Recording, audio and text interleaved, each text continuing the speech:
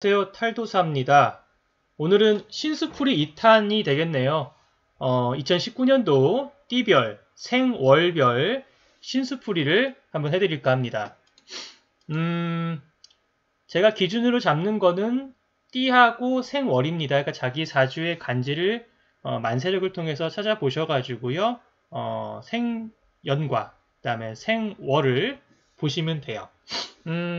인옷을 연생과 그 다음에 인옷을 월생은요, 내년에 전반적인 사회활동 환경에서 현재의 어떤 부족한 모습을 자각하게 되고요. 그 부족함을 개선하고 개조하고자 하는 행동에 돌입하게 됩니다. 대체로 자기의 부족한 것을 메꾸기 위한 어떤 자기 개발이 많아요. 목적은 부족한 걸 채우기 위해서 그렇습니다.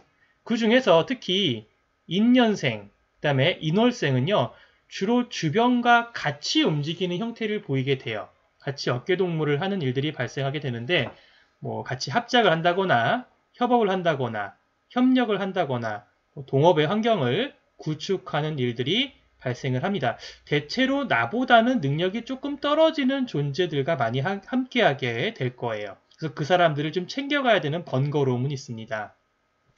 그리고 술년생이나 술월생은요, 사회활동 환경에서 마치 안개가 낀 듯이 좀 혼란과 혼돈의 상황이 자주 만들어지게 될 겁니다. 현재 내가 있는 위치가 확실한 위치인지 아닌지 이런 것들에 대한 의구심이 많다 보니까 기본적으로 항상 근심 걱정을 좀 갖고 있는 모습이 될 겁니다. 그래서 이때가 되면요, 대체로 조급한 마음이 많이 생기게 돼요. 빨리빨리 뭔가를 결정하려고 하고 서두르려고 하는데 절대 서두를 필요가 없습니다. 안개는 시간이 지나면 다 없어지게 되거든요. 다음으로 해묘미 연생과 해묘미 월생에 대해서 말씀을 드릴게요. 내년이 되면요, 전반적인 사회활동 환경에서 현재 환경과 조건을 새로운 모습으로 용도를 수정한다거나 궤도를 수정할 일들이 발생하게 되는데 그 과정에서 이동 변동사가 같이 발생을 합니다. 특히 해연생, 해월생의 경우에는요, 변화 과정에서 좀 주변 사람과 시비 갈등 다툼부터 관제나 송사 이런 문제들이 발생할 수 있기 때문에 주의해야 되고요. 아주 간혹 건강 문제가 발생하기도 합니다. 이런 부분은 좀 주의할 필요가 있겠죠. 다음으로 신자진 연생과 신자진 월생. 내년이 되면요, 전반적인 사회활동 환경에서 현재 모습을 뛰어넘고자 이상향을 꿈꾸게 돼요. 그래서 신분 향상, 명예 향상, 능력 향상을 꿈꾸게 됩니다. 그러다 보니까요, 수단과 방법을 가리지 않고만 행동을 과하게 좀 합니다. 그래서 때에 따라서는 그런 활동에 따른 이익 추구를 얻기도 해요. 부가이익, 의외소득, 꽁돈 이런 것들이 생기기도 합니다. 현실적인 부분에서는 보너스, 보상금, 보험금, 상속, 증여 이러한 과정도 발생할 수 있겠죠. 특히 진년생, 진월생 같은 경우에는요, 자기가 속한 환경에서 다소 미움과 원망의 마음이 자주 생기게 되고요. 예민함, 스트레스 이런 것들이 많이 발생해요.